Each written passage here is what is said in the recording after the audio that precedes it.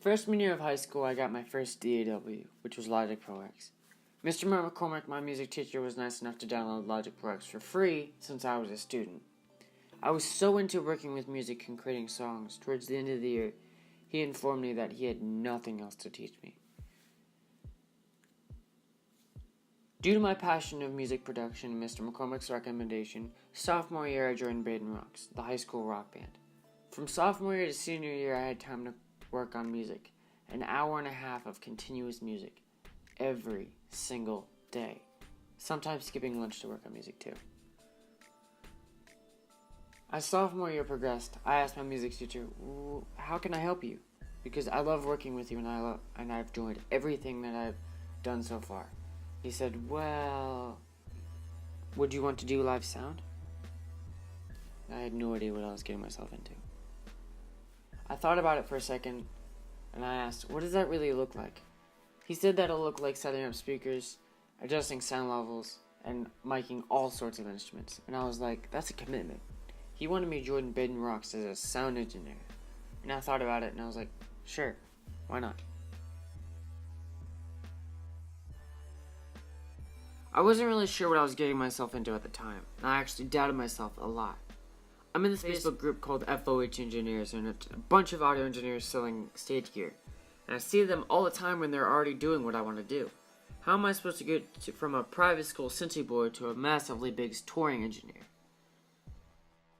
By junior year, my knowledge in music had greatly increased, and I began to consider audio engineering as a career option. Mr. McCormick continued to encourage me to take on the new opportunities such as running sound for parades and school plays on my own. Having doubts was hard, but when I ran live sound from sophomore year to senior year, it was the connections, the people I actually enjoyed working with and running live sound for. People who knew me and people who knew how I ran sound. What kept me going was the people in the band telling me, it sounded great tonight, Joey, and thanks for miking me tonight. Along the way, my music creation was strengthening. I created songs that had a unique vibe to it using strings and heavy trap basses. From there, I made the vast decision to share my music with others.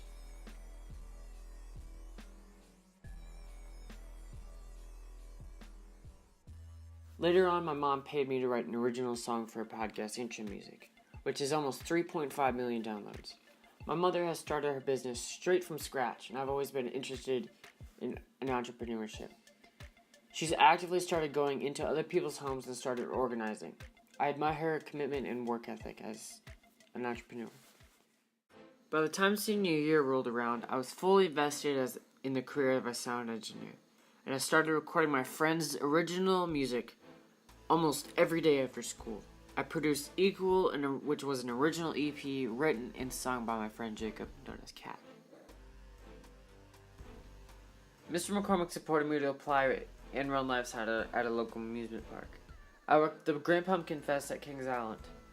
It got really annoying hearing the same Charlie Brown songs every day from 10 a.m. to 5 p.m., but it was good money and I stuck with it.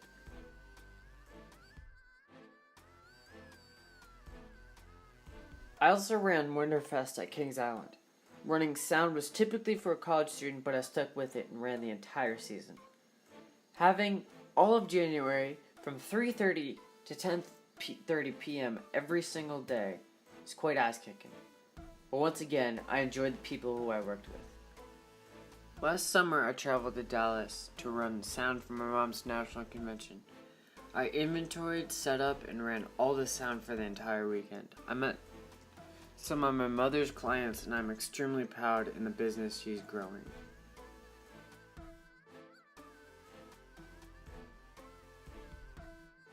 As for me, I'm growing my business. I'm on the road to getting paid jobs and putting myself out there. Being in the music industry means you have to work hard at what you do, or else you won't make it. And I'm willing to do everything to work for my dream.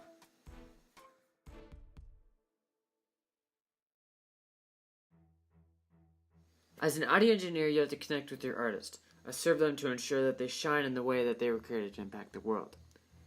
I have a positive outlook and can connect to the artist, making my relationship not only business, but also personal.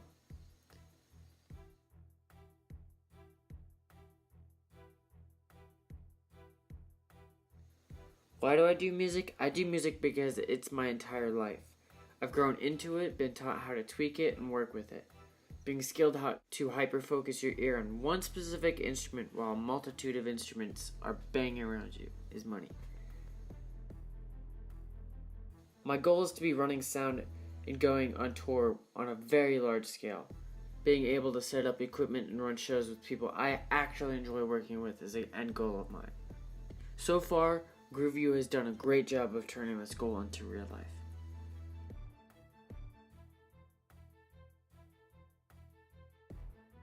Now, I look to big-time audio engineers and look to them as inspiration. Christopher Lee is an audio engineer for Kendrick Lamar. I follow his Instagram, and he posts backstage sets and sometimes teardowns. I know one day I'll become that guy, the guy.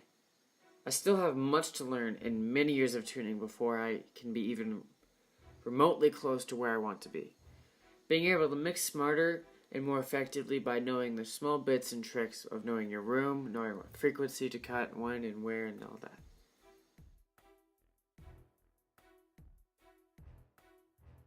GrooveU, I know, was taking me places. Everything from learning signal flow to finding audio jobs, everything that I ever need in the audio industry is right here.